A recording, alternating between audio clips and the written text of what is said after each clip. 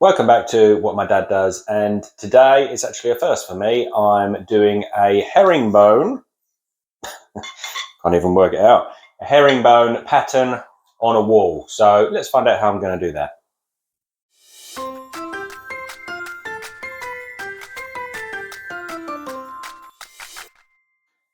So this is not going to be an easy one for me to do. I've got the back wall of the bath to do, but also I've got the two end walls of the bath to do. So I've got to return the pattern around the corner. A lot of this herringbone stuff I see is just literally one wall into the corners. This is returning it. And I've also got not just one recess, but two recesses. This is going to be a television. This is a recess for your shampoos, etc., etc. So it's going to be very tricky for me to do this one, especially as it's my first time. But what I've decided to do is put a great big square on the wall and then mark the diagonals, which gives me my 45 degrees of the herringbone pattern. And I've then just moved that line down to the center point of the wall, so I know where I'm going to start. Don't forget, with a herringbone pattern, the center of the wall, to get even cuts either side, your center point is the middle of the tile, not one of the points.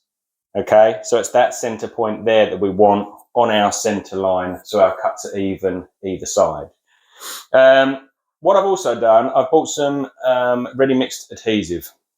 Now, I don't normally use ready mixed adhesive, but I'm going to in this case just because I think the grab's better, and also I'm literally going to put one tile on, do a bit of a cut, put another tile on, and literally do it as I go. The other option was to lay it out on the floor, but I've decided against that just because where my recesses are and stuff, it's not accurate enough. I want to do it in situ as I go. So I've bought this ready mix stuff. I don't normally use that because obviously it's soluble in water. I normally use the powder mix stuff, which obviously it is better in showers because it's not going to dissolve if it gets contact with water. There is no shower here, it's just literally the bath. So I've bought the ready mix stuff. It should be fine on here. And these are small tiles as well, so it should be fine with these. So I'm going to get going. My first tile is literally, as I say, middle of that tile to the middle point of that wall. And then get started.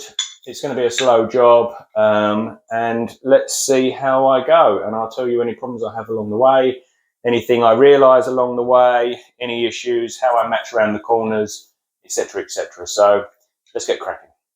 So this is about an hour and a quarter, hour and a half in. It's very slow, but that's mainly because of the cuts, to be honest, not really the pattern.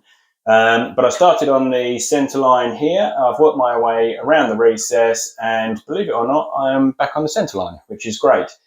Mainly I've been able to do that because I keep checking my lines all the time down to where I am, just to make sure that stuff's correct. I've given myself, check the vertical of these and bits and pieces.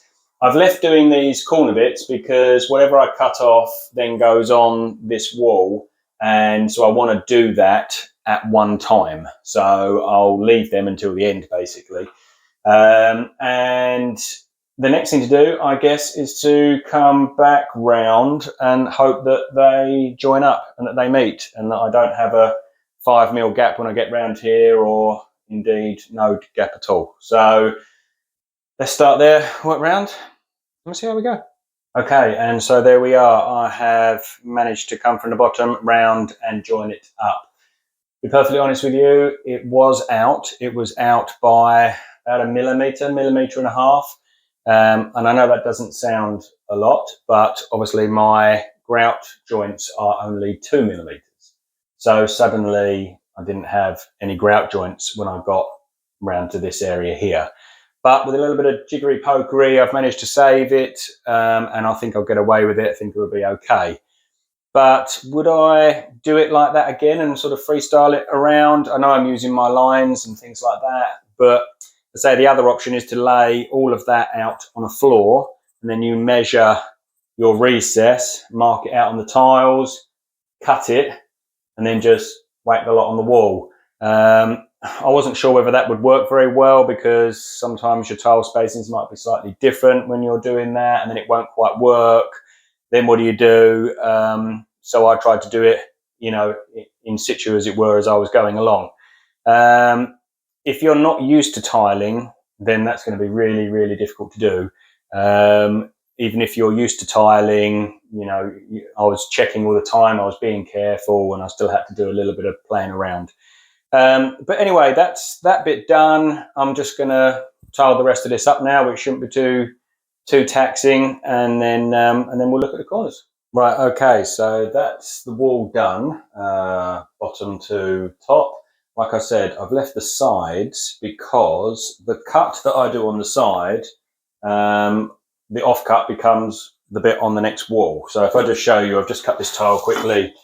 So this is going to go here, for example. This is the off cut from that tile, and that will go there.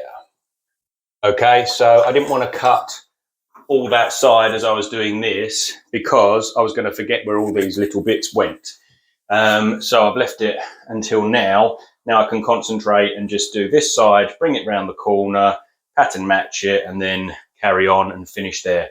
I've done my grid on there as well. I don't think you can see that, but I've done my 45-degree lines to give me an idea of where things need to be on there. So the next thing to do, cut that side, do that bit obviously, and then do this bit and finish that bit. This bit's going to be a bit more tricky because, again, I've got another recess. I've got the television in there, but you know, I'm going to probably start and do this bit first, and then almost fill that bit in below.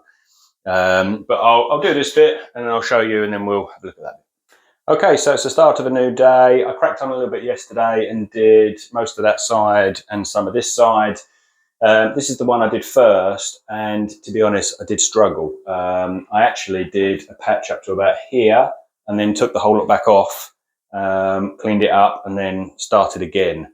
Because what I've done, these edge ones, the first cuts of the pattern match there, they weren't exactly 45 degrees. They were a millimetre out, believe it or not. And when you turn the angle, the one that comes off of it, the gap gets smaller each time.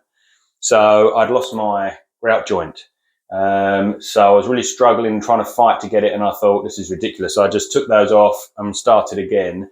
And I hadn't given myself any vertical lines. So I was also slightly leaning towards the pattern starting to open out. So top tip there, firstly, give yourself vertical lines off of the points. So as you come up the wall, you know it's not starting to fall either side. When I did this side, I started here because of this recess. So I started here, and I made sure with my little 45-degree square that that was as absolutely as good as I could get it, checking it with the ones below, making sure all the sizes are correct, etc., etc. I let that go off, and then with my vertical lines just laid above it, just followed the lines upwards, and that was really easy. Didn't have any issues with that at all. So two top tips there. One, give yourself the vertical lines. Two, if you can, if you're starting along the bottom of a bath or something, give yourself the herringbone shape as perfectly as you can get it. Then just follow those lines up, and hopefully, you know, you should be fine. That's two things I've learnt. So today I'm just going to finish off around the bottom here. What else have I got to do? I've got to do some boxing and some bits and pieces. But I think I'll come back and show you when it's finished so you can see the end result. And so here we are. This is the final product. I finished tiling. I've also grouted it. I've also wiped it down and buffed it up so you get the nice colour shining through. I think that's worked out. Yeah, it's worked out pretty well. The two main things I will take away from this if I do it again is, firstly, when I start, I will get my herringbone pattern and I will make sure that is as perfect as I can get it, everything being 45 degrees on top of 45 degrees, etc., etc. Then I will take vertical lines off of the points up, and then I will just literally follow that up the wall. That's the technique I'm going to try next time. I think that's the best way to do it. I sort of migrated through and did this wall last, and that was what I used, and that was the easiest one and probably went the best. So yeah, I hope that helps you if you're going to attempt to do this pattern. And I'm about to mastic around and these corners, which I'm going to do another video for. So hopefully I'll catch you on that one.